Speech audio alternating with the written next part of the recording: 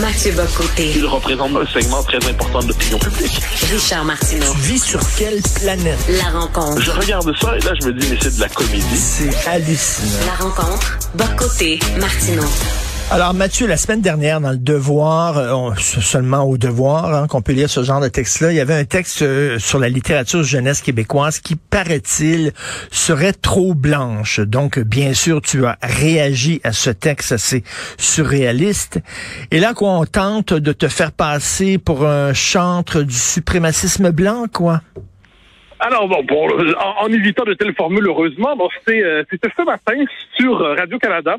Fred Savard, le militant Fred Savard, la rumeur le présente comme humoriste, mais il faut pas croire toutes les rumeurs. Donc, Fred Savard, ça va dire, Mathieu Bock-Côté se désole du fait qu'on cherche à diversifier la littérature jeunesse au Québec, et il est surpris que des enfants au Québec puissent naître et ne pas être blancs. Et là, il présente ça comme une forme de préjugé raciste qui alimenterait mon propos. Et là, j'y vois, si je me permets de répondre à ça, c'est que j'y vois l'exemple même d'une forme de malhonnêteté intellectuelle. Je précise qu'après son truc, tout le monde a applaudi dans le studio comme si c'était propos lumineux et tout à fait éclairé. Alors, je précise, dans mon propos, moi, ce que j'avais dit, j'avais répondu à cette dame, cette bibliothécaire, qui nous disait que le livre soit bon ou mauvais, c'est pas grave, je le prends s'il y a de la diversité dedans. Bon, alors moi, mon critère, c'est la qualité de l'œuvre. Je ne savais pas que la couleur de peau devenait en soi un critère de qualité. J'ajoutais que, à l'échelle de l'histoire, notre civilisation a été, s'il faut à tout prix utiliser ces concepts-là, a été plutôt blanche, comme on dit. Je dis pas que c'est bien, je dis pas que c'est mal, j'aime pas en plus ces critères-là. Mais s'ils veulent nous obliger à les utiliser, manifestement, le monde occidental était plutôt blanc, comme l'Afrique subsaharienne est plutôt noire, et le monde arabe est plutôt arabe, et le Japon est asiatique, et ainsi de suite. Bon. Et là, lui présente ça, donc je disais, c'est normal que ceux qui habitent ici, qui arrivent ici en fait, évoluent dans un environnement mental, symbolique, culturel, où il y a beaucoup de blancs. Ça fait partie du paysage. J'ajoutais, référant dans cet article à cette étude d'une femme qui disait que le plein air, il y a trop de blancs au Québec dans le plein air, il va falloir vous habituer au fait qu'on est là encore pour un temps. Je veux dire, si on doit à tout prix penser dans ces termes-là, globalement, il y a une présence comme telle. Eh bien, la réponse de ce dénommé Savard, ça consiste à dire que finalement, c'est du racisme tout ça, et ça consisterait à s'opposer à la diversité. Mais c'est pas ça du tout. Il faut quand même être sérieux. C'est refuser cette idée qu'on doit acheter un livre bon ou mauvais pour peu qu'il soit représente la diversité. Je m'excuse, un livre, on l'achète s'il est bon, on ne le prend pas s'il est mauvais.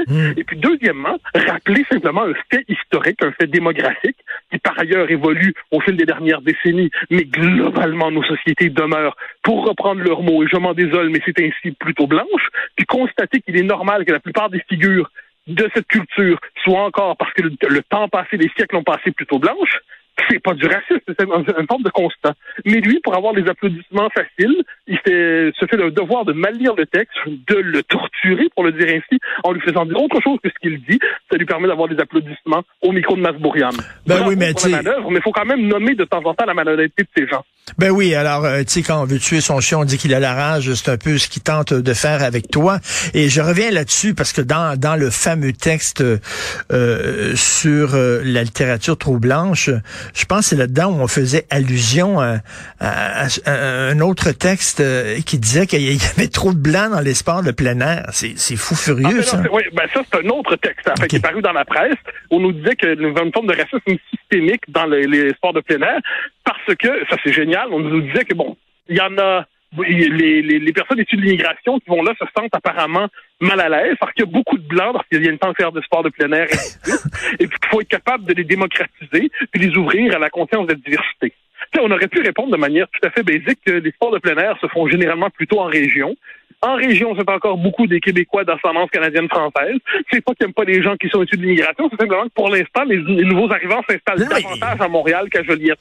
Davantage à Montréal qu'à Jonquière. Non, mais tu verrais-tu, est-ce que tu verrais, toi, mettons, il y a trop de noirs dans le jazz, et quand moi je suis blanc puis je rentre dans un bar de jazz, je me sens mal à l'aise parce qu'il y a trop de noirs dans les bars de jazz. Voyons, calvaire. Non, mais c'est ça qui est fascinant à travers tout ça, c'est-à-dire, on est dans ils sont en train de nous plonger dans une logique raciale, et là, on leur dit, calmez-vous un peu, puis on cherche à ramener un peu de raison, et bien là, c'est l'occasion pour eux, je suis vraiment un eux, c'est-à-dire la mouvance diversitaire, cette espèce de nouvelle gauche mondaine, subventionnée radio-canadienne, institutionnalisée universitaire très souvent, de dire ah vous êtes raciste, ah vous aimez pas les pas blancs. Mais là on a envie de dire mais ça devient insultant en fait parce que la malhonnêteté, elle est crasse. Soit le dénommé Savard ne sait pas lire. C'est tout à fait possible, cela dit. Je ne prête pas à tous un grand désir ou une grande patience de lecture. Donc, il sait pas lire, il a mal compris le texte et puis il a décidé de fonctionner sur quelques mots réflexes pour décider d'attaquer. Soit il sait lire, ce qui est tout à fait possible aussi, puis consciemment, il décide de rendre compte de manière malhonnête du texte pour réussir à faire son procès en racisme à heure de grande écoute à Radio-Canada. Alors, je regarde ça, je ne pouvais pas m'empêcher de noter la manœuvre pour dire, on vous voit de temps en temps, les gars, on vous voit dans vos manœuvres, on voit la manœuvre et il est de temps en temps légitime de la nommer. Tout à fait. Et écoute, tu as vu, c'était le congrès du Parti libéral du Québec et ils disent que si jamais ils prennent le pouvoir, ils vont instaurer un nouveau cours où on va apprendre aux jeunes Québécois des concepts comme l'appropriation culturelle, le privilège blanc et le racisme systémique. Alors bon, c'est rendu un parti woke maintenant. Ben, on appelait ça le cours ECR. Hein. Mais cela dit, non, c'est pas surprenant. Le Parti libéral du Québec est un parti qui, sur ces questions-là, a voulu faire la promotion de la théorie du racisme systémique avec Philippe Couillard, on s'en souvient. Il est aligné sur ces thèses depuis longtemps. C'est un parti trudeauisé. On est très loin du parti de Robert Bourassa. Très, très loin. On est aujourd'hui devant un parti qui, globalement, fonctionne dans les codes idéologiques du trudeauisme. Et Mme Anglade cherche à lui donner un petit vernis nationaliste. Puis même ça provoque une colère chez les militants. Donc, c'est effectivement ceux qui ont fait la comparaison avec QS. C'est pas sur la question économique, on s'en doute. Le Parti libéral demeure le parti du grand patronat, du grand capital. Mais, cela dit, sur les questions culturelles et identitaires, c'est un parti, oui, c'est sur la même ligne que QS. On peut parler du PLQS de ce point de vue. Ils ont le même point de vue sur l'immigration. Ils ont le même point de vue sur le multiculturalisme. Ils ont le même point de vue sur la loi 21. Ils ont à peu près le même point de vue sur toutes ces questions-là. Et le PLQ veut donc utiliser l'école pour faire la promotion d'une idéologie, sans surprise. Puis le jour où il réussirait à le faire, puis on dirait, vous cherchez à instrumentaliser l'école, il dirait, ah ben non, vous critiquez le cours sur le racisme systémique, c'est donc que vous êtes raciste. On connaît la manœuvre, mais cela dit, on est franchement devant un PLQ qui se trudeauise intégralement. En fait, qui s'est trudeauisé intégralement. C'est devenu une succursale, c'est la colonisation idéologique du PLQ par le PLC. Mais tu vois, tout ça, là, la gang de Fred Savard, les woke, le parti... Moi, ce qui m'embête là-dedans, c'est que ces gens-là m'obligent à parler de race, alors que je veux pas parler de race, parce que pour moi, je m'en fous de la race. Mais pour leur répondre, je suis obligé d'embarquer dans leur folie. Mais non, mais c'est vous, moi, je suis de ceux, j'ai l'occasion de le dire assez souvent, moi, je crois aux nations. Je crois aux cultures, je crois aux civilisations. Je pense que la race, c'est l'identité la plus régressive qui soit. C'est une identité qui vient abolir la culture. C'est une identité qui dit ma couleur de peau commande mes préférences culturelles, mes préférences politiques, mon imaginaire.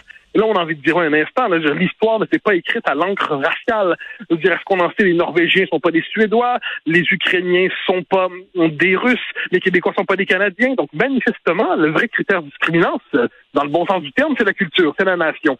Mais ce que l'on voit aujourd'hui, c'est qu'à travers la notion de race, ils sont en train de polluer le débat. Puis là, on est obligé, parce qu'on a un souci de l'exactitude factuelle, de dire non, le Québec n'est pas une nation blanche dans son identité, j'espère que non.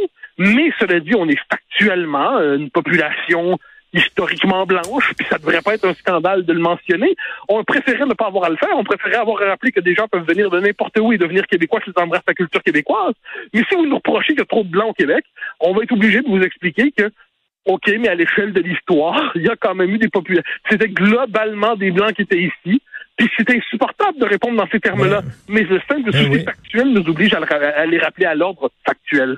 En tout cas, Mathieu, tu as bien fait de remettre les pendules à l'heure parce que moi, souvent, quand je suis attaqué, je me dis, bon, il faut pas répondre parce que leur donner trop de temps d'antenne, finalement. Mais à un moment donné, quand les attaques sont tellement de mauvaise foi, quand elles sont tellement dégueulasses, on se doit de répondre.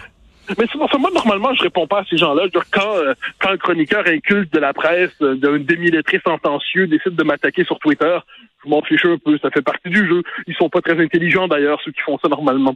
Bon, une fois que c'est dit, de temps en temps, quand on voit quelqu'un qui fait le malin et on le soupçonne d'avoir fait le malin consciemment, c'est-à-dire qu'il sait qu'il ment, mais il le fait néanmoins, on a quand même envie de lui dire « je t'ai vu ». C'est tout. C'est une manière comme une autre de rappeler les gens, de nous rappeler à leurs bons souvenirs. Ben oui, tout à fait. Alors, j'ai lu, écoute, que tu as pris le temps d'aller voir Aline. On s'en reparle demain parce que là, on n'a pas le temps, mais j'ai bien hâte de voir ta lecture, de ce beau film de Valérie Lemercier que moi, je vois comme une lettre d'amour au Québec. Absolument d'accord avec toi. Au grand plaisir d'en parler demain. À demain, salut. Télé et Internet à partir de 74 $ par mois et obtenez en cadeau 6 mois d'abonnement à Vrai et Club Illico. Un autre avantage Vidéotron. Certaines conditions s'appliquent. Vidéotron. Choisir une phrase ou un mot de passe plus robuste. Mon cyberréflexe, changer Minou 1, 2, 3 que je mets partout pour un mot de passe aussi original que moi. Aiguisez vos cyberréflexes sur desjardins.com/sécurité.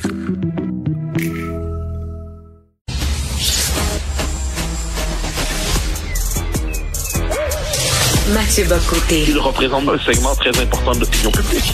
Richard Martineau. Tu vis sur quelle planète? La rencontre. Je regarde ça et là, je me dis, mais c'est de la comédie. C'est hallucinant. La rencontre. Bock-Côté. Martineau. Alors Mathieu, aujourd'hui, il y a un seul et unique sujet en France, c'est bien sûr Éric Zemmour qui a annoncé officiellement sa candidature pour le poste de président de la République. On écoute, si tu veux, un extrait de son discours. Je me suis longtemps contenté du rôle de journaliste, d'écrivain, de Cassandre, de lanceur d'alerte. Je croyais alors qu'un politicien allait s'emparer du flambeau que je lui transmettais. Je me disais, à chacun son métier, à chacun son rôle, à chacun son combat. Je suis revenu de cette illusion. Comme vous, je n'ai plus confiance. Comme vous, j'ai décidé de prendre notre destin en main. J'ai compris qu'aucun politicien n'aurait le courage de sauver le pays du destin tragique qui l'attendait. J'ai compris que tous ces prétendus compétents étaient surtout des impuissants. Que le président Macron, qui s'était présenté comme un homme neuf, était en vérité la synthèse de ses deux prédécesseurs en pire. Que dans tous les partis, il se contenterait de réformettes alors que le temps presse. Il n'est plus temps de réformer la France, mais de la sauver. C'est pourquoi j'ai décidé de me présenter à l'élection présidentielle. J'ai donc décidé de solliciter vos suffrages pour devenir votre président de la République. Pour que nos enfants et nos petits-enfants ne connaissent pas la barbarie. Pour que nos filles ne soient pas voilées et que nos fils ne soient pas soumis. Pour que nous puissions leur transmettre la France telle que nous l'avons connue et reçue de nos ancêtres. C'est assez pompeux quand même avec la musique, Mathieu. Ben, ça dépend. On pourrait dire que c'est solennel plutôt. C'est-à-dire, ça faisait plusieurs semaines en fait qu'on spéculait pour savoir à quel moment se déclarerait-il. On savait il y aura en fait un grand rassemblement au Zénith, donc un espace public le 5 décembre. Le lendemain, soit dit en passant, de la sélection par les Républicains de leurs candidats, qui eux vont décider du 4 décembre qui sera leur candidat, donc la droite classique. Et donc on savait que c'était cette semaine, on attendait le moment, et là c'est une méthode qui était, les milieux autour de Zemmour annonçaient depuis quelques semaines déjà un lancement inattendu, inédit, une forme nouvelle. Puis c'est un peu ce qu'il a voulu faire, donc ça s'est diffusé sur les réseaux sociaux, mais ça a été diffusé au même moment sur toutes les chaînes d'infos, les chaînes d'information, et avec donc la mise en scène, pour ceux qui ont vu la vidéo, c'est une mise en scène qui fait référence explicitement à l'appel du 18 juin du général de Gaulle. Le discours fait une espèce, sur une dizaine de minutes, ça raconte un peu à la fois, c'est une présentation de l'état des lieux, de la crise du pays, du parcours qui le pousse, lui, Zemmour, à vouloir, qui l'a amené en fait à accepter de se lancer dans la course, et qui veut une espèce d'appel au rassemblement. Dans un contexte, ça vaut la peine de le dire, où la campagne de Zemmour a décollé vraiment en fusée les premières semaines, mais depuis 2 semaines, donc c'était plus flagellant. C'était une campagne qui est en train de se fragiliser. Et cette vidéo-là aujourd'hui a pour objectif donc de marquer la campagne. Ce soir, il va faire le grand journal, le téléjournal de TF1, donc un très, très grand journal télévisé. C'était aussi une manière de remobiliser ses troupes en envoyant un message, en plaçant à la hauteur qui veut être la sienne, la présidentielle. Donc, alors que les autres candidats sont souvent sur des préoccupations soit quotidiennes, soit ils jouent le langage du parti de gouvernement, lui veut dramatiser l'élection qui vient en disant que c'est une élection qui porte sur la survie du pays. Et donc, le côté que tu dis pompeux, je devine que pour lui, c'est un côté plus solennel. De Gaulle voulait mobiliser les Français contre la menace nazie qui était imminente, qui était là. Je veux dire, ils avaient envahi concrètement le territoire français. Est-ce que c'est pas un peu trop fort de café de faire une métaphore avec la menace nazie concernant cette menace islamiste là, ou de l'immigration massive? Il y a des gens qui vont dire il va fort là. Alors, faut dire la référence à l'appel du 18 juin et revient en bloc, faut dire, dans la politique française ces dernières années. Tout le monde finit par se prendre un jour pour le général de Gaulle. Disons ça comme ça. C'est le poids, la figure du gaullisme qui fait en sorte que tous finissent d'une manière ou de l'autre par vouloir reprendre son flambeau.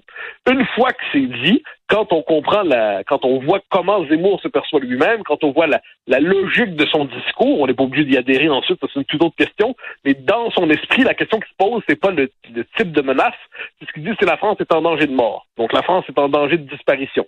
On peut être d'accord ou non, la question n'est pas là, mais de son point de vue, la question c'est de la disparition. Donc là, il cherche le dernier moment solennel dans l'histoire de France, le dernier moment solennel qui est capable de capter les passions. C'est-à-dire en politique, faire appel au passé, c'est une chose, mais parler un passé encore vivant dans la mémoire des hommes et des femmes, c'est une autre chose.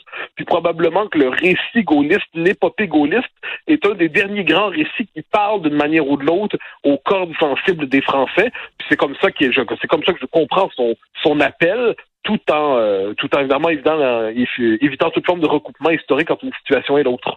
Mais il dit la survie de la France est menacée. Tu dis la question n'est pas là. Ben non, la question est là. C'est la seule question parce que si effectivement la survie de la France est menacée, ben la solution c'est Zemmour. Non, ce que je dis, c'est quand la question n'est pas là, je veux dire, c'est que c'est pas la comparaison entre 1940 et aujourd'hui. C'est-à-dire, évidemment que les nazis sont pas là, ça va de soi, là. Quand je dis la question n'est pas là, c'est ça. Mais oui, pour Zemmour, la question, c'est la survie de la France. Donc, pour Zemmour, c'est cette question-là. Et là, il dit, si vous avez le même diagnostic que moi, j'ai annoncé depuis des années la situation. Je me suis désolé de ce qui se passait. J'ai joué au Cassandre. J'ai invité les hommes politiques à s'emparer de ce discours-là. Ils ne l'ont pas fait. Donc, je suis obligé d'y aller. Là, si on regarde les autres discours dans la campagne présidentielle en ce moment, il y a la droite classique qui, elle, mise plutôt sur sa capacité à battre Macron en disant, nous, on est l'alternance raisonnable. On a Macron qui, lui, se présente comme la France heureuse, finalement. C'est le discours de la France qui va mieux qu'on ne le croit. Puis, à gauche, surtout Mélenchon, mais qui n'est pas le seul, qui, lui, dit, devant la crise climatique, je suis le candidat révolutionnaire, mais qui va porter une véritable réponse à ces enjeux-là. Donc, tu vois, c'est une élection qui est en train de se dramatiser, entre guillemets, dans chacun des courants politiques qui s'y présentent. Et puis il y a aussi Marine Le Pen qui dit je fais des constats qui sont pas étrangers à ceux de Zemmour, mais moi je suis capable de gouverner. Lui, c'est un polémiste qui n'a pas réussi à devenir candidat, il n'est pas capable de connaître sa mue présidentielle. Moi, je suis dans le métier depuis longtemps, la politique c'est un métier, puis je vais essayer de gagner. Donc comme tu vois, c'est une diversité de discours, mais il y a une forme de tension dramatique dans chacun d'entre eux pour l'instant. Et là, dans plusieurs journaux, tu l'as vu, chaque fois qu'on parle de Zemmour, on dit le candidat d'extrême droite. Est-ce que il mérite cette étiquette-là? Alors, j'ai vu l'AFP qui est censée être une agence objective, donc c'est comme ça qu'il parle du sulfureux polémiste d'extrême droite. OK, qu'est-ce qu'on rajoute, là? Je veux dire, cannibale aussi, peut-être, probablement, ogre, non. Mais depuis quelques semaines, le portrait qui était fait de Zemmour, je te fais la liste des insultes qui ont été lancées. On l'a traité de fasciste. Olivier Faure, le secrétaire général du Parti socialiste, l'a traité de fasciste. Gérard Larcher, le président du Sénat, a dit que son discours, c'était comme Radio Kaboul. Anne Hidalgo l'a traité d'antisémite et plus encore de négationniste. Alors, un négationniste, qu'est-ce que c'est? C'est quelqu'un qui nie les chambres à gaz et l'Holocauste. Est-ce que Zemmour a déjà fait ça? Jamais. Nada. Mais l'insulte, c'est comme si quand on a, dans une logique de diabolisation, les insultes n'ont plus besoin de se référer à la réalité. Alors, pour ce qui est à ta question, moi, je suis de ceux qui considèrent que c'est une accusation, c'est une description injuste et fausse. Zemmour, si on regarde son discours, son programme, on peut être en désaccord complet, mais c'est le discours qui, globalement, est celui du RPR, donc la tradition gaulliste au milieu des années 80, avant, en fait, l'espèce de diabolisation de tout ce qui touchait à la nation, l'immigration, l'identité, qui a été confisqué ensuite par le Front National, qui est devenu le Rassemblement National. Donc, je trouve que c'est une qualification inappropriée pour parler de son programme, parce que j'en sais, remet pas en question la démocratie, ne remet pas en question les libertés. On peut être en désaccord complet avec lui. Mais le mot extrême droite aujourd'hui sert rarement à décrire une position politique. Ça sert simplement à dire très, très, très dangereux, attention, chien méchant. Et je peine à trouver, quand on nous dit extrême droite, il y a tellement de définitions contradictoires qui s'additionnent pour nous dire ce qu'est l'extrême droite, qu'on comprend qu'en fait, c'est un marqueur diabolisant davantage qu'un descriptif politique. Lui-même se réclame du gaullisme, il se dit de droite. Bon, ben, regarde, c'est à peu près là qu'il se situe. Ensuite, qu'on soit en désaccord avec lui sans avoir besoin de construire un monstre. Il y a des gens qui disent que c'est un alarmiste. Il dépeint la situation de la France de façon beaucoup trop noire. Mais on pourrait dire qu'il y a des gens qui sont aveugles aussi. Parce que lorsque Zemmour dit il y a eu une immigration massive, mal contrôlée, on reçoit trop de gens par rapport à nos capacités d'intégration. Certaines communautés sont plus difficiles à intégrer que d'autres. Et dans certains territoires de la France, c'est rendu, on vit comme dans le bled et on ne vit pas en République française. Je m'excuse, mais c'est un fait. Démontré et démontrable. Il y a des faits, hein. Les faits sont têtus. Et une fois, j'interviewais dans le cadre du Grand Rendez-vous, notre émission du dimanche à Europe 1, on interviewait Fabien Roussel, qui est le candidat du Parti communiste. Bon, c'est quand même la gauche. Et là, il parlait des territoires conquis de la République. J'ai dit, d'accord, mais conquis par qui? Autrement dit, et là, c'est évident, c'est l'islamisme et tout ça.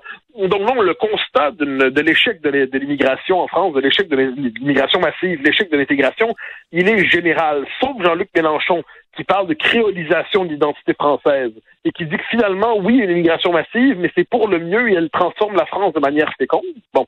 Ça, c'est le discours de Jean-Luc Mélenchon. Globalement, il y a une forme de reconnaissance du fait que ça se passe mal, que l'intégration a échoué et qu'aujourd'hui, la question, elle est double.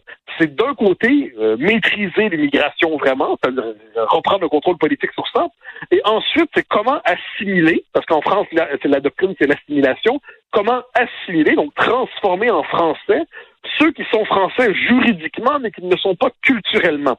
Alors ça, c'est facile. C'est là que la difficulté vient. Parce que c'est facile de dire, avec un coup de baguette magique, on va faire l'assimilation. Oui, mais là, on se retrouve avec des enclaves ethno-culturelles, islamisées, qui sont étrangères à la société française globalement, qui sont quelquefois des zones de non-droit ou d'un autre droit, qui sont des zones où l'islam radical règne ou impose ses mœurs et ses normes. Donc, on peut bien décréter qu'il faut assimiler, mais c'est une tâche qui ne va pas se faire en 5 ans, en 10 ans, 15 ans. C'est une tâche d'une génération ou deux. Ensuite, la question pour l'instant, c'est est-ce qu'il faut donner un coup de barre politique pour rendre ça possible? C'est ce que proposent plusieurs. On en trouve qui disent ça chez les Républicains. Éric Ciotti, par exemple, mais aussi d'autres. On trouve ça chez Zemmour, chez Marine Le Pen. On trouve ça aussi quelquefois dans une partie du discours de la République en marche. Donc, il y a des constats qui traversent les positionnements politiques en France. OK, en terminant, là, il y a certains qui disent que Zemmour, c'est le candidat de l'Opus Dei, de l'extrême droite catholique, et que il veut, finalement, il est contre l'avortement, il veut que les femmes retournent dans la cuisine, parce que il a aussi tenu des propos sur les relations hommes-femmes qui sont assez fort de café aussi, là, que c'est un antiféministe, etc. T'en penses quoi? Ben là, il faut distinguer parmi tout ce que tu as dit, c'est-à-dire, est-ce que Zemmour a tenu sur les femmes dans son livre Le Premier Sexe des propos qui sont lunaires? Il n'y a pas de doute là-dessus. Il a eu l'occasion de préciser son propos sur ça. Il a dit, je remets pas en question le droit à l'avortement. Bon. Politiquement, c'est ça la question. Je veux dire, il a déjà contesté, il n'y a pas de doute là-dessus. Il a déjà été très sévère, mais là, aujourd'hui, là, quand il a dû prendre position là-dessus, il a dit, je ne le remets pas en question. Bon, ça, c'est ce qu'on en fait. Dire que c'est le candidat de l'extrême droite catholique, ça, c'est un peu aberrant. C'était la une de Franc-Tireur, il y a 2 semaines, je crois. C'est tout simplement inexact. Puis-je préciser que Éric Zemmour lui-même est juif, ce qui rend assez difficile le fait que ce soit le candidat de l'extrême droite catholique. C'est un peu étrange. Ensuite, mais il y a un vrai problème sur la question des femmes. C'est-à-dire quand on voit l'appui chez les hommes, il est beaucoup plus élevé que chez les femmes. Donc, je pense que le vrai défi pour Éric Zemmour, s'il veut être capable de gagner, c'est pas simplement avoir une candidature de témoignage, c'est être capable de convaincre les femmes que c'est un candidat qui, on devine qu'il ne deviendra pas féministe demain matin. Mais quand les femmes sont en situation d'insécurité en France aujourd'hui, quand elles sont en danger, quand elles se promènent dans certains quartiers, il a déjà envoyé le message que lui va être celui qui protège la sécurité des femmes là-dedans. Il ne deviendra pas féministe demain. On peut trouver que certains de ses propos, je l'ai dit, sont lunaires dans son livre Le Premier Sexe. On lit ça, puis on se dit, OK, c'est un monde parallèle. Mais, la question est de savoir comment politiquement il va se positionner. Mathieu Bock-Côté. Il représente un segment très important de l'opinion publique. Richard Martineau. Tu vis sur quelle planète? La rencontre. Je regarde ça et là, je me dis, mais c'est de la comédie. C'est hallucinant. La rencontre. Bock-Côté, Martineau. Mathieu, je sais que tu veux parler du discours de Pascal Bérubé à l'Assemblée nationale sur l'hôpital Royal-Vic, mais juste avant le nouveau variant, là, ça c'est la preuve qu'à un moment donné, il va falloir apprendre à vivre avec le virus, parce qu'il y a eu des variants, il y en a eu plein, puis il va en avoir plein, puis c'est pas demain, la veille, qu'on va éradiquer le virus de la surface de la planète. Donc la question se pose, et tu poses souvent cette question-là dans ta chronique, c'est quoi le plan, là, pour vivre avec le virus? Ah, ben ça, je suis d'accord. Moi, je pense que, tout d'abord, ce qui me permet pour le plan, je dirais que c'est changer notre rapport à la chose. C'est-à-dire, l'horizon d'une éradication du virus, la crise se termine au bout de 2 ans, c'est terminé, c'est comme si c'était pas arrivé. Manifestement, c'est plus le monde dans lequel on vit. Bon, pour un temps, bon, du moins. Donc, on va s'en sortir tôt ou tard, mais là, il faut traverser la crise. Traverser la crise, ça veut dire en finir avec l'idée qu'on doit suspendre l'activité économique, commerciale, sociale, les activités humaines finalement, et qu'il serait légitime de nous encaserner à répétition, de nous enfermer à répétition pour sous le signe du confinement, du grand confinement, pour lutter contre le virus. Manifestement, c'est plus ça. Donc la question, elle est double. C'est d'un côté les politiques vaccinales, puis il faut adapter les vaccins pour être capable de les rendre le plus efficaces possible. C'est éviter aussi, si je peux me permettre, pour le plan des... j'ajoute une chose. C'est évidemment, dans nos comportements quotidiens, c'est la part de petite prudence supplémentaire qui arrive, mais dans les faits, l'être humain est une bête sociale, il a besoin de voir les autres. Pour le plan des voyages, et l'on le voit, c'est avoir le sens d'un certain discernement. Donc là, on a maintenant le test PCR à l'entrée au Canada depuis hier, si je ne me trompe pas. Et ce qui est étonnant, c'est que dans certains pays, on peut faire le test PCR au départ. Donc là, le refaire à l'entrée, c'est une forme de mesure symbolique pour donner l'impression qu'on a un grand contrôle sur la situation. Et si le test PCR est fait déjà dès l'origine, on pourrait se dire que c'est une forme de contrôle artificiel qu'on rajoute pour se donner l'impression d'agir. Donc moi, je pense simplement la vraie question, c'est l'ajustement du système de santé. On est devant une épidémie un virus qui toujours revient. Il faut que le système de santé soit adapté pour une bonne période pour être capable de gérer ce virus qui frappe, bon, on le sait, des gens plus âgés, des populations à risque, des populations fragilisées, mais il faut savoir éviter que le système de santé soit complètement bouleversé, complètement, décomposé par le virus. Une fois qu'on aura fait ces réformes, qui vont pas de soi, mais on voit quand même l'idée, ça permet désormais de retrouver une vie à peu près normale, sans toujours se demander si on suspend pas l'existence pour lutter contre le variant Decepticon, pour le dire avec le vocabulaire des Transformers de mon enfance. Et là, écoute, là, on menacerait de retourner en arrière et peut-être, qui sait, un reconfinement, tout ça pour protéger, parce que ceux qui se ramassent à l'hôpital, c'est les non-vaccinés. Alors, les gens qui sont responsables, qui sont doublement vaccinés, qui respectent les mesures sanitaires, eux autres devraient renier certaines de leurs libertés pour protéger des gens qui se sont sacrés de nous autres carrément puis qui vont se retrouver à l'hôpital. Oui, il y a cette dimension-là qui est un peu étrange. Et puis ensuite, je pense que c'est à ce moment-là qu'il faut faire preuve de discernement plus largement. Qui sont les populations à risque? Globalement, ce sont les personnes âgées, les immunosupprimés, les gens qui ont des comorbidités, l'obésité, et ainsi de suite. On en tient compte, puis on cible véritablement des mesures, sinon de confinement, tout de moins de protection spécifique pour ces gens. Bon. Mais une fois que c'est dit, sachant que c'est pas la peste, sachant que c'est pas la peste noire là, qui ravage tout, faut quand même le rappeler, ça. C'est ni une grippe ordinaire, ni la peste noire. Bon. OK, on est devant quelque chose qui est grave, mais qui manifestement on est capable de le surmonter globalement.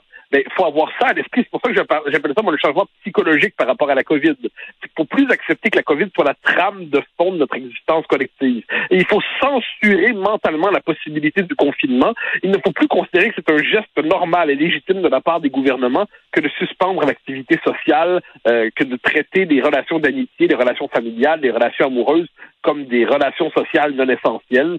L'espèce de se faire tympaniser par une forme de discours public à répétition qui nous dit attention COVID, attention COVID.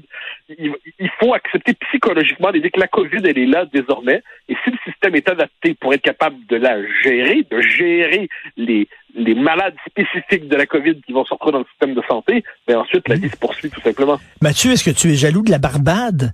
La Barbade dit adieu à la reine Élisabeth II. La Barbade n'est plus une monarchie, c'est une république. Ils ont dit bye-bye à la reine. Quand est-ce qu'on va faire ça au Canada? Ouais, ben ça, je pense que le Canada ne peut pas, parce que la monarchie, c'est le dernier élément résiduel qui touche à l'identité profonde du Canada.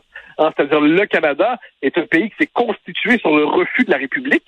Les loyalistes, ceux qui fuient, en fait, au moment de l'indépendance américaine, c'est la monarchie à laquelle ils demeurent attachés. Donc, même quand le Canada se lance dans le multiculturalisme à tout crin, même quand le Canada se lance dans son progressisme ultra, le fil de continuité historique qui lui reste par rapport à son passé britannique, c'est la monarchie, et il y demeure attaché symboliquement. Chez les libéraux, c'est une forme d'attachement résiduel, c'est-à-dire, c'est là pour ça, il n'y a aucune raison de changer. Puis chez les conservateurs, quand ils prennent le pouvoir de temps en temps, là, ils mettent des portraits de la reine partout, et puis ils mettent le mot royal partout. Pourquoi? Parce que c'est une manière de réactiver explicitement cette part de l'identité canadienne-anglaise. Et donc, je pense que puis en plus, la structure politique canadienne n'est pas étrangère à une forme de psychologie impériale et monarchiste. Donc, sur le fond des choses, le Canada demeurera une monarchie. Il reste, si le Québec veut se constituer en république, d'abord comme étant indépendant, mais en république, nous savons ce que nous avons à faire. Mais le Canada ne se réformera pas parce que ça heurterait les fibres les plus intimes de son identité première. C'est comme le garde-fou, là, finalement, qui protège de l'invasion américaine. C'est le dernier symbole. C'est-à-dire le Canada s'est constitué sur le refus de la République.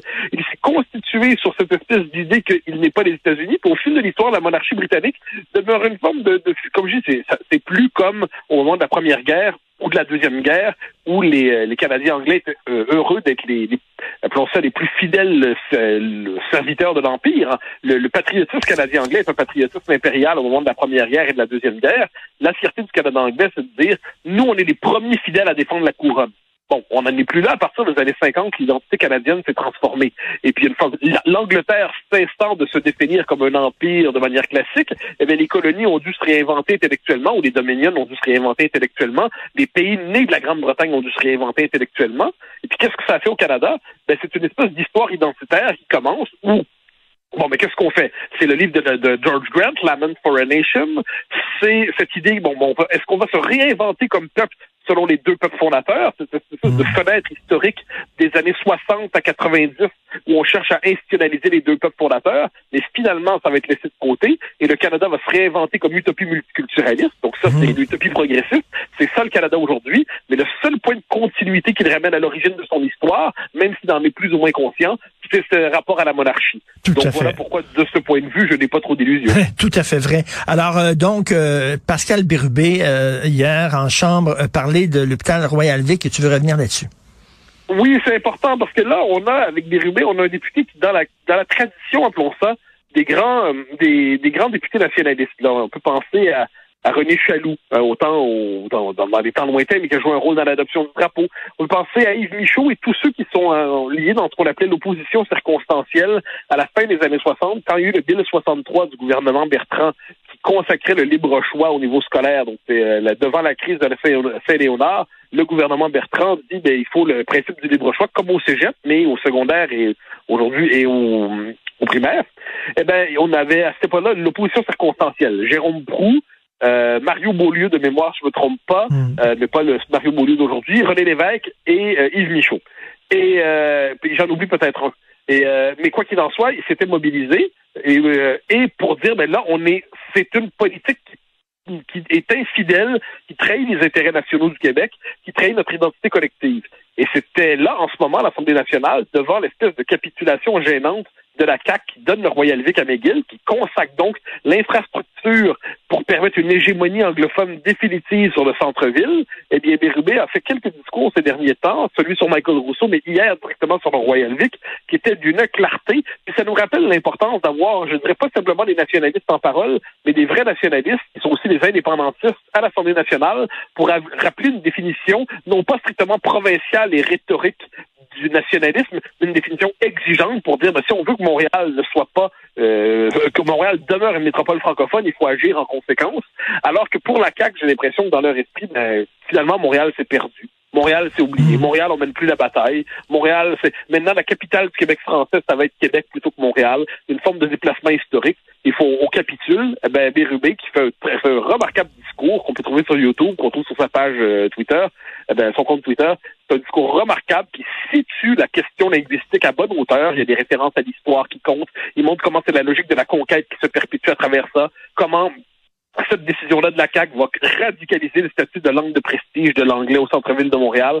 Donc, franchement, c'est un discours qui méritait d'être souligné de la part de Pascal Bérubé. Parce que quand on abandonne Montréal, finalement, on donne raison à des gens comme Holmès, là, qui s'était présenté maire de la ville de Montréal, puis qui disait que c'était presque une république indépendante, Montréal, là. Bien sûr, moi, ça fait depuis, je me rappelle encore, c'est depuis 2008 que j'ai écrit là-dessus, j'appelais ça la bruxellisation de Montréal, c'est-à-dire Bruxelles, qui est une ville qui est culturellement si différente du reste de la Flandre, que finalement, ça rend presque impossible structurellement l'indépendance de la Flandre. Pour ceux qui la veulent là-bas, c'est complexe en Flandre, mais quoi qu'il en soit, c'est une sorte d'effet de contraste. Chez nous, Montréal est en train de se constituer de plus en plus sur le mode d'une cité-État autonome qui veut soit être une nouvelle province canadienne, soit qui veut un statut, si on faisait l'indépendance, qui voudrait un statut différent. C'est la logique de la partition des années 90, mais appliquée à l'ensemble de l'île. Et ça, on l'a devant nous. On l'a devant nous. Là, le gouvernement du Québec, il pourrait faire des gestes cégep français, donner justement ce site à l'université francophone, franciser le centre-ville, il peut baisser l'immigration, il pourrait, s'il le voulait, réaffirmer le lien intime et profond de Montréal et le reste du Québec. Mais dans les faits, derrière une rhétorique nationaliste de Carnaval, qu'est-ce qu'il fait? Il légitime l'anglicisation de Montréal et il était bien que Pascal Bérubé dénonce cela. Tout à fait. On va aller voir son discours sur YouTube. Merci Mathieu. Bonne journée. On se reparle demain. Télé et Internet à partir de 74 $ par mois et obtenez en cadeau 6 mois d'abonnement à Vrai et Club Illico. Un autre avantage Vidéotron. Certaines conditions s'appliquent. Vidéotron. Choisir une phrase ou un mot de passe plus robuste. Mon cyberréflexe, changer Minou 1, 2, 3 que je mets partout pour un mot de passe aussi original que moi. Aiguisez vos cyberréflexes sur desjardins.com/sécurité.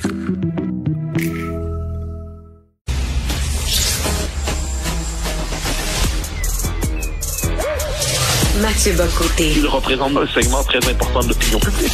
Richard Martineau. Tu vis sur quelle planète? La rencontre. Je regarde ça et là, je me dis, mais c'est de la comédie. C'est hallucinant. La rencontre. Bock-Côté. Martineau. Wow, Mathieu, wow. Alors, Le Point nommé ton livre, La Révolution racialiste, un des 30 meilleurs livres de l'année. Tu fais la une de mon magazine préféré, Éléments, qui est un magazine conservateur français qui est excellent. Je crois qu'on peut trouver en kiosque au Québec. Et tu fais la une du Devoir avec un gros texte sur ta montée comme une fusée en France. Écoute, c'est une bonne journée, hein?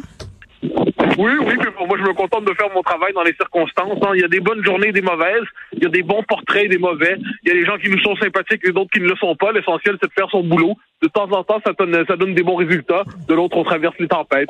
Mais il faut faire son boulot sans trop se fier à tout cela. En tout cas, écoute, ça va bien. On se réjouit pour toi.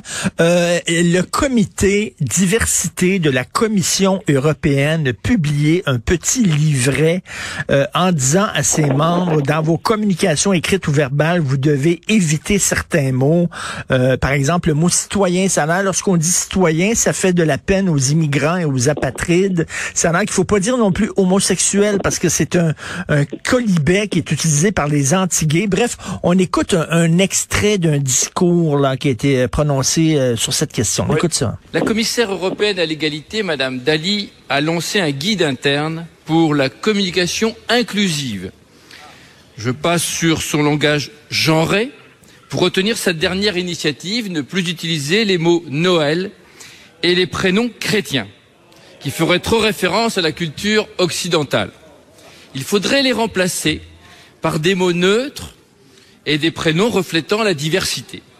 Ainsi, Ainsi, mes chers collègues, Marie ne peut plus partir pour les fêtes de Noël, mais Ryan aura le droit de profiter d'une période de vacances. Qu'est-ce que t'en penses, Mathieu? Non, j'ai vu ce document passer, j'ai vu la réaction que ça a suscité. En fait, ça nous rappelle à quel point la Commission européenne et l'idéologie européiste se définissent contre la civilisation européenne. C'est-à-dire, on se réclame de l'Europe pour déconstruire l'Europe. On se réclame du principe européen pour détruire la réalité européenne. Et comment on fait ça? Par la manipulation du langage. Comment on fait ça? En cherchant à proscrire, à interdire des mots qui, d'une manière ou de l'autre, évoqueraient cette civilisation. Donc, ça nous rappelle, c'est pas pour rien que je parle si souvent de la langue dans mes travaux, c'est sur la question, je dirais, c'est le côté orwellien, c'est la manipulation du vocabulaire, c'est la volonté de rendre impensable certaines réalités en faisant en sorte que les mots qui les désignent ne puissent plus être prononcés. Tout cela n'est pas surprenant parce que ça arrive tout le temps. Mais disons que quand ça frappe de manière aussi caricaturale, on ne peut que rire et se désoler tout à la fois. Mais ce qui est fou là-dedans, là, tu sais, c'est à la limite dangereux. On dit, on n'a plus le droit de dire on va coloniser Mars. On dit il faut envoyer des êtres humains sur Mars. On ne peut plus dire citoyen parce que ça fait de la peine aux apatrides. On ne peut plus dire, homosexuel. Mon Dieu, on peut plus dire homosexuel. Et c'est que ça rend, lorsqu'on nous dit après ça, on ne peut plus dire monsieur, madame, on dit oui, tu sais, ça rend l'interdiction de monsieur, madame à la limite quasiment normale, tellement les autres sont flyés. Mais t'as absolument raison, c'est une forme de dynamique de normalisation. Oui. C'est-à-dire, les interdits deviennent tellement fous, sont tellement nombreux, se multiplient, qu'on en vient à en accepter certains en se disant, mais ceux-là sont moins pires. Oui. Et on oublie de contester la logique même de l'interdit systématique, qui, elle, fait en sorte que le langage est contrôlé par des idéologues qui, véritablement, on veut changer le sens des mots, bannir des mots, donc bannir les idées auxquelles ils réfèrent, et véritablement, à travers tout cela, faire une forme de manipulation symbolique de tout notre univers mental. Alors non, c'est assez important. Ils ont été obligés de réviser leur copie un peu. Hein. Mais on connaît la manière avec ces organismes-là. Quand ça fait trop scandale publiquement, ils font semblant de réviser la copie et ils nous présentent une version à peine amendée quelques mois plus tard. Donc voyons encore une fois là l'importance de la question du langage dans la politique contemporaine. À travers ça, c'est la liberté de penser, la liberté de formuler des pensées qui est remise en question. Mais ça, c'est la bonne nouvelle, c'est vive la France qui quand même résiste parce qu'ils ont dû justement reculer, au moins. Oui, alors la France a condamné, et j'ajoute le Vatican aussi, nommons cette belle alliance sur le coup, parce qu'on dit que les racines chrétiennes de l'Europe, c'est pas complètement une folie non plus, ça appartient dans l'histoire, mais la résistance, évidemment, elle est française devant cela, parce qu'une résistance naturelle de la France, le souci de la langue, le souci du vocabulaire. Je te parle en ce moment de l'Académie française, où je suivais un ami qui recevait un prix il y a quelques instants, et c'est quand même une civilisation qui a le souci du mot juste, et qui s'inquiète justement de la manipulation langagière. Et devant tout ce qui relève de l'écriture inclusive, les Français, qu'ils soient de gauche, de droite, de centre ou d'ailleurs, sont naturellement méfiants, avec raison, mais de ce point de vue, il faut être capable d'attaquer le principe même derrière tout cela. Pas seulement les dérives de l'écriture inclusive, mais attaquer le principe même de cette manipulation orwellienne du langage. Écoute, je prends la balle au bon. Tu es à l'Académie française. On a appris récemment que Mario Vargas Llosa a été nommé à l'Académie française et je m'en réjouis. C'est quelqu'un, il avait prononcé une conférence à Montréal il y a quelques années. J'ai une photo d'ailleurs où je suis avec Sophie à côté de M. Llosa. Et j'imagine que Alain Finkielkraut va se sentir un peu moins seul parce que Mario Vargas Llosa est aussi un conservateur, aussi un libéraliste. Donc, Finkielkraut va se sentir un peu moins seul à l'Académie française. Oui, je crois qu'heureusement, il n'était déjà pas seul au tout début, disons-le. Je dirais, à l'Académie française, il y a quand même des gens de bonne compagnie, de belles sensibilités. Mais ce qui est assez beau à travers tout cela, c'est que ça rappelle l'importance universelle de l'Académie française, de la langue française.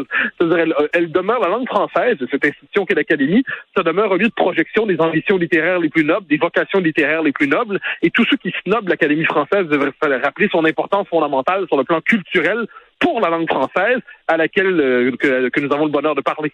Écoute, Mathieu, si ça continue comme ça, toi, tu es encore très jeune, mais tu vas avoir ton épée, toi aussi. Tu vas avoir ta place là-bas. Non, moi, j'ai d'autres ambitions. Moi, tout ce que je veux, c'est un modeste ouvrier de la cause indépendantiste québécoise. Alors, tôt ou tard, je reviendrai à la maison pour l'essentiel. Mais cela dit, j'admire les gens qui s'y trouvent et qui reçoivent des prix. Aujourd'hui, j'ai vu ça, c'est quand même impressionnant. C'est Dany Laferrière qui faisait la lecture des prix, qui présentait les prix. Et je voyais ça, c'est un moment émouvant quand on voit un de ses amis recevoir un prix à l'Académie française.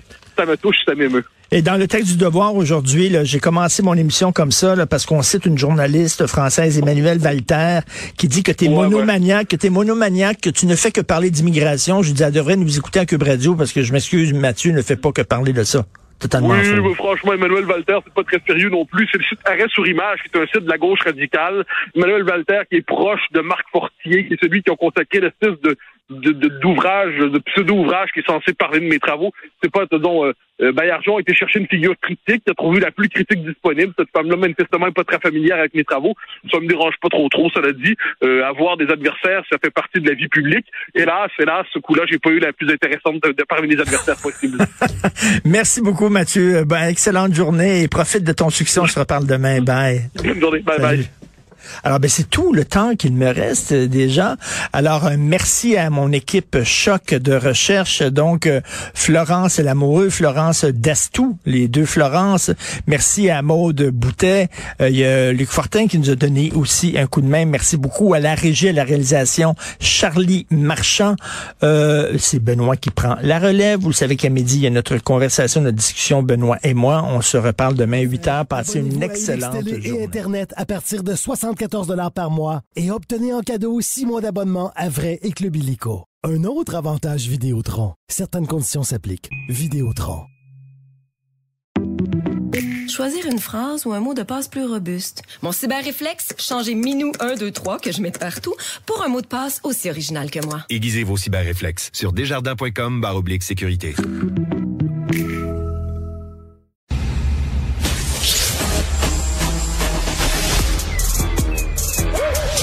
Mathieu Bock-Côté. Il représente un segment très important de l'opinion publique. Richard Martineau. Tu vis sur quelle planète? La rencontre. Je regarde ça et là, je me dis, mais c'est de la comédie. C'est hallucinant. La rencontre. Bock-Côté, Martineau. Mathieu, tu veux nous parler du sujet peut-être le plus explosif à traiter dans les médias, parce que chaque fois que je traite de ça, écoute, c'est un lobby qui est extrêmement puissant et tu t'attires beaucoup d'ennemis lorsque tu fais ça. Les dérives du mouvement trans.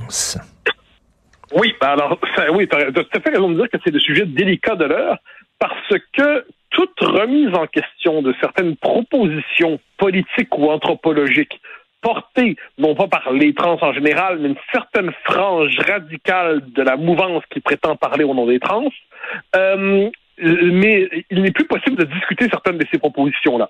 Et la plus importante est la suivante, une proposition pas seulement politique, mais anthropologique, qui porte sur notre conception de l'être humain, c'est cette idée qu'il n'y aurait fondamentalement pas de lien entre l'identité sexuelle et ce qu'on appelle de plus en plus l'identité de genre, donc globalement ce à quoi on s'identifie comme identité sexuelle, mais en société. Donc la construction culturelle de l'identité sexuelle qui serait l'identité de genre.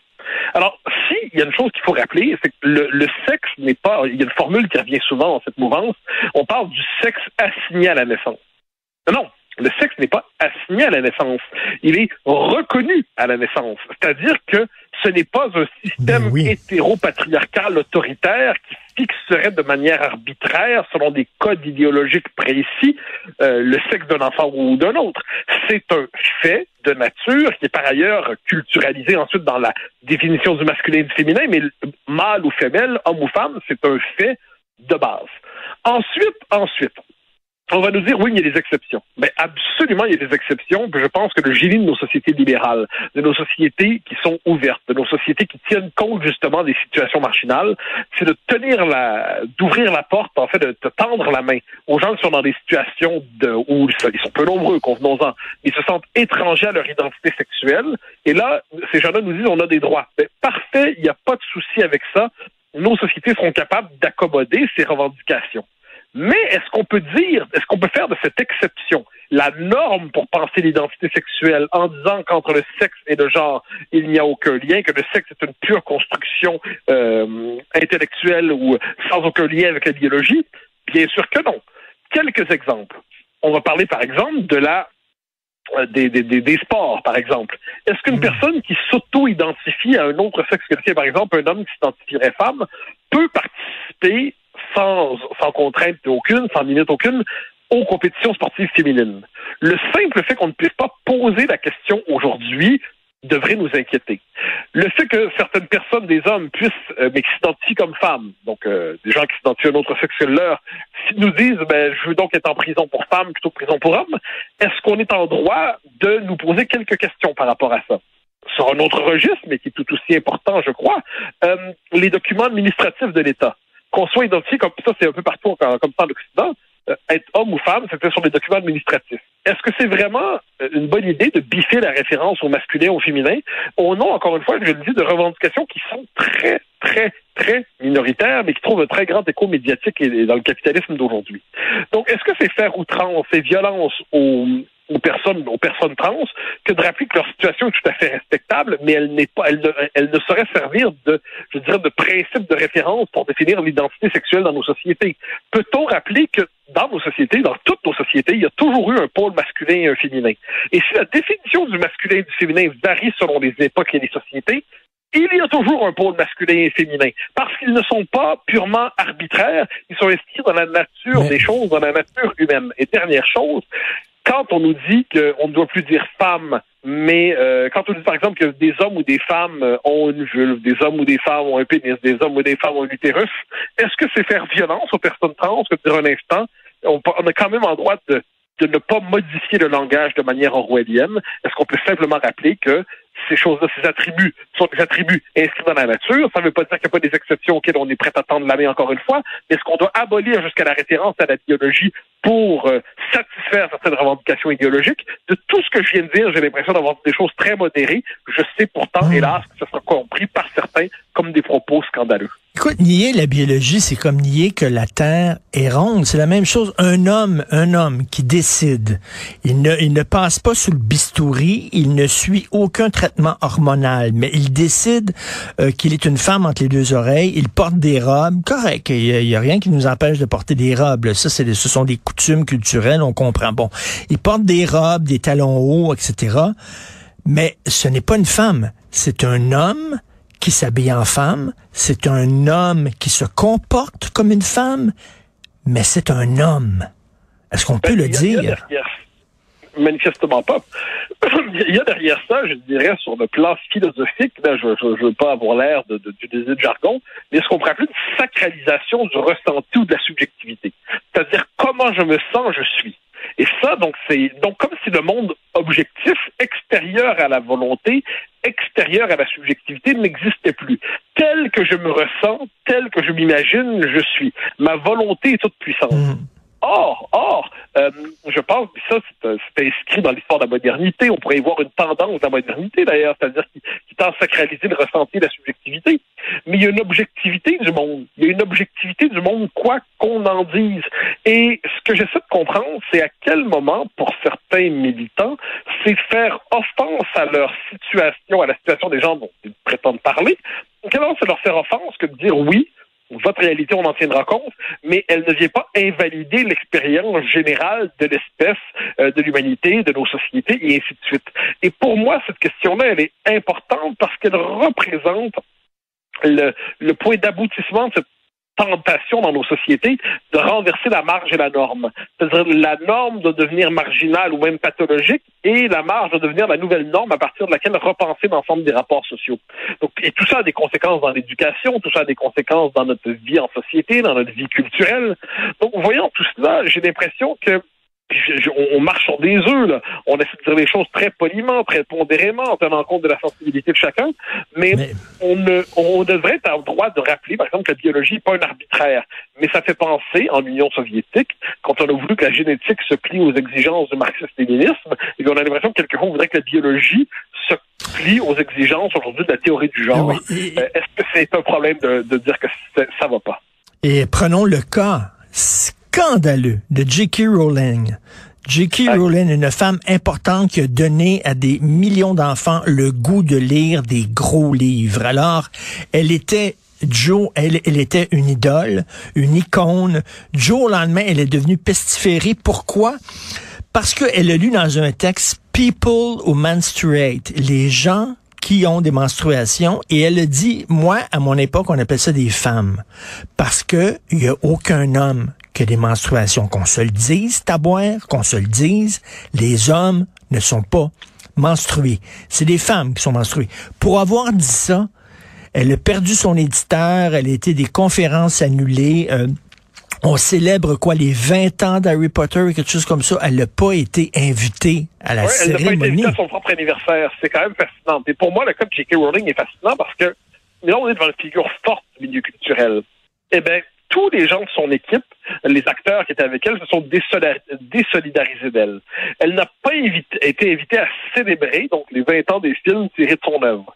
Plus encore, on la traite comme une pestiférée désormais. J.K. Rowling, le traitement qui lui a été réservé est fondamentalement scandaleux. C'est une volonté d'anéantir socialement quelqu'un, de ruiner sa réputation, de la condamner à l'inexistence, et ainsi de suite. Bon, pourquoi? Pour avoir rappelé des évidences anthropologiques et biologiques de toujours. Et là, c'est la question qu'on peut se poser, jusqu'à quand allons-nous céder devant, non pas les personnes trans, ça c'est une catégorie à part entière, je parle des militants trans radicaux qui, eux, nous disent finalement que ce qu'a dit J.K. Rowling, c'est inacceptable. Jusqu'à quand va-t-on accepter de normaliser le concept de transphobie à un point tel que tous ceux qui s'opposent à cette mouvance radicale sont transphobes? Il y a quand même un problème particulier ici. C'est-à-dire, si je dis un homme ne peut pas accoucher, est-ce que je suis dans des propos transphobes? Si oui, on a un problème. Si oui, mais tu dis, c'est comme dire la terre est ronde, l'eau est mouillée. C'est un fait biologique. On est dans cette époque qui prétendait lutter contre les fake news, parce que c'était sous les années Trump. On disait fake news, très bien, mais il y a aussi des fake news de gauche, disons ça comme ça. Mais les fake news de gauche, elles, s'imposent à la manière de nouveaux dogmes, d'une nouvelle orthodoxie.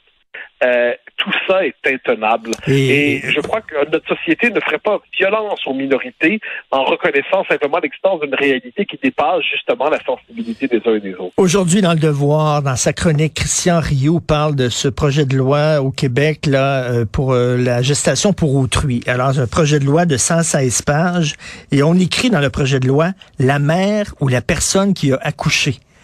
Comme si une personne qui a accouché pouvait être autre chose qu'une mère. Et on écrit aussi la femme ou la personne qui a donné naissance à l'enfant. Comme si la personne qui a accouché pouvait être autre chose qu'une femme. Ce sont des documents du gouvernement, là.